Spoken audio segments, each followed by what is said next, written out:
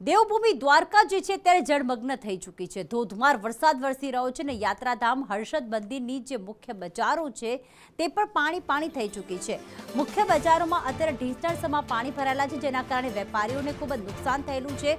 મુખ્ય બજારમાં કેટલીક દુકાનો તો ખુલી જ નથી, તો કેટલીક દુકાનોમાં જે માલ સામાન છે તે પણ પલળી ગયો છે। દેવભૂમિ દ્વારકામાં ગઈકાલથી ધોધમાર વરસાદ વરસી રહ્યો છે અને હજી પણ આગામી 24 કલાક વરસાદની આગાહી કરવામાં આવી છે। મુખ્ય બજારોની વચ્ચેથી આપ જોશો આ રોડ નથી પરંતુ નદી જેવા દ્રશ્યો જોવા મળી રહ્યા છે। આસપાસ દુકાનો આવેલી છે, દુકાનોમાં માલ સામાનને પણ નુકસાન થયું છે। ક્યાંક વેપારીઓએ માલ સામાન ઊંચે પણ ચડાવી દીધો છે ધાબા પર, તો કેટલીક દુકાનો તો અત્યારે બંધ જ જોવા મળી રહી છે। આ મુખ્ય બજારનો રસ્તો આપ જોશો, ઢીંચણસમાં પાણીમાંથી અત્યારે લોકો પસાર થઈ રહ્યા છે। જયસુખ મોદી અમારી સાથે જોડાઈ ગયા છે।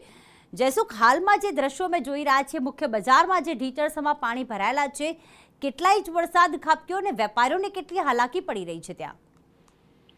જી ચોક્કસ વાત કરવામાં આવે તો દેવભૂમિ દ્વારકા જિલ્લાના કલ્યાણપુર તાલુકાના માં જે છે ગત રાતથી જે છે વરસાદ જે છે વરસી રહ્યો છે, ત્યારે અમુક અનેક જગ્યાઓ પર જે છે જળબંબાકાર જેવી પરિસ્થિતિ પણ સર્જાઈ છે। ત્યારે વાત કરવામાં આવે તો યાત્રાધામનો હર્ષદ મંદિર ખાતે પણ મુસળધાર વરસાદને લઈ અને મુખ્ય બજારોમાં છે 4 થી 5 ફૂટ જેટલા પાણી છે જે ભરાઈ ચૂક્યા છે।